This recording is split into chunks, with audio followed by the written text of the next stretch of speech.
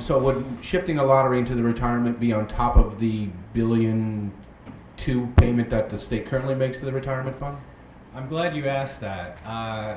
This is a proposal that the Pension Viability Commission is looking at. Also, the recent Fiscal Stability Commission and the Milstein Group advocated this, or at least asked to look seriously at this. It's a concept that has been tried in a couple different places. There's a model in New Jersey that I would say do not follow because they privatized the fund and they lost the overarching value of the fund, and now they're talking about using the revenue stream specifically for pension funding. But in Ontario, Canada, there is a teacher's retirement fund where they got the rights to the Irish sweepstakes and the British sweepstakes. Those are the two premier lotteries in Canada.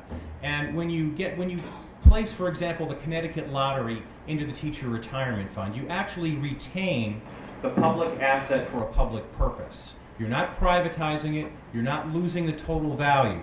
So the Connecticut lottery produces about $300 million of revenue per year, in good times and bad.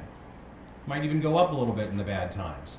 That is reliable revenue. The value of the lottery system, which produces that revenue stream every year, has been estimated to be between $4 and $5 billion.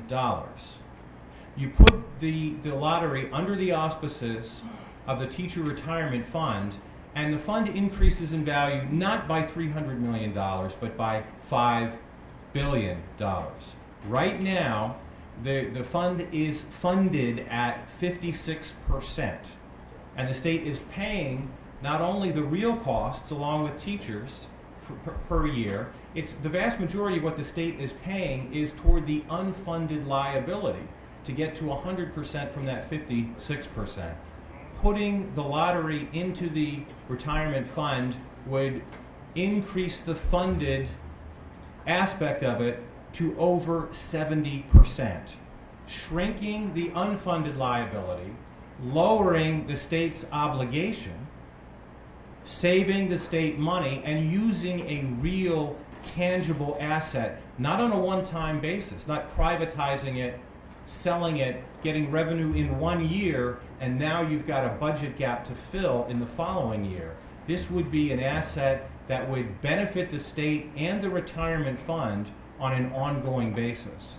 So there are, I explained some other things in my testimony that I've attached that I gave to public safety yesterday, but it's an idea that could be a very significant winning proposition for the state and also for the teacher retirement fund. It would reduce significantly the state's liability for the teacher retirement.